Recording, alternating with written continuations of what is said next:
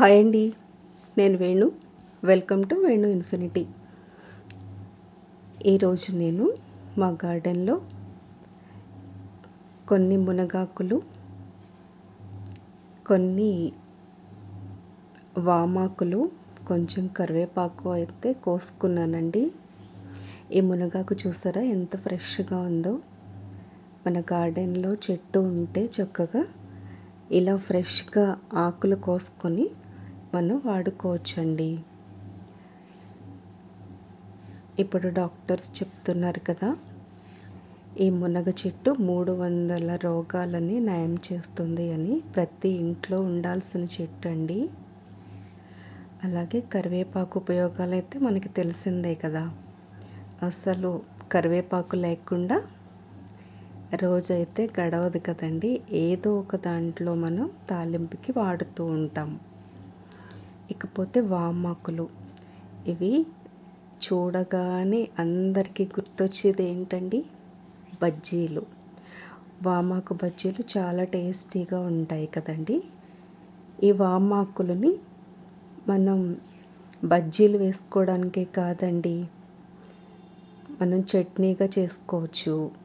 అలాగే మొక్కలకి పెస్టిసైడ్గా కూడా వాడచ్చండి. ఈ వర్షాకాలంలో ఎక్కువ జలుబు చేస్తూ ఉంటుంది కదా పిల్లలకి. మనం దీని ఆకు కొంచెం వేడి చేసి ఆ రసం పిల్లలకి పట్టినట్టయితే జలుబు తొందరగా తగ్గుతుందండి. ఇక ఈ మునగాకు ఉపయోగాలు అయితే మనం చెప్పనవసరమే లేదండి. నేనైతే దీన్ని పప్పులో వేయడానికని హార్వెస్ట్ చేశాను.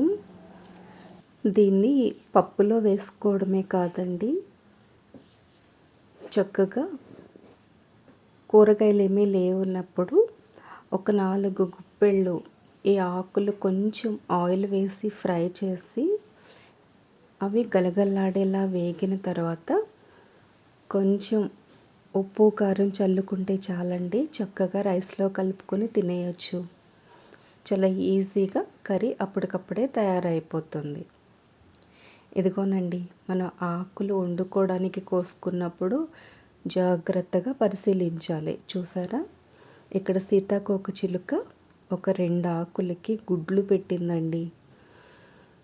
ఇవన్నీ పిల్లలు అయిపోయాయంటే ఇక మనం వాటిని కంట్రోల్ చేయడం చాలా కష్టమవుతుంది. ఒక్కసారి ఆ చెట్టును ఒక లుక్ వేసినట్టయితే ఇలాగా గుడ్ల స్టేజ్లో ఉన్నప్పుడే వీటిని తీసేయాలి.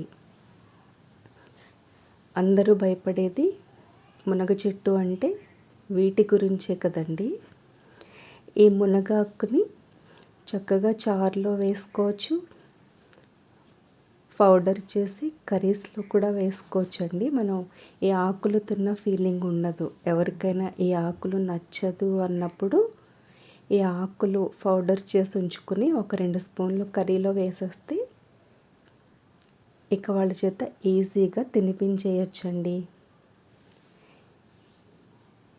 ఈ మునగాకు మనకే కాదండి, మొక్కలకి కూడా చాలా బాగా ఉపయోగపడుతుంది. ఎలా ఉందండి మునగాకు ఉపయోగాలు? నచ్చితే లైక్ చేయండి.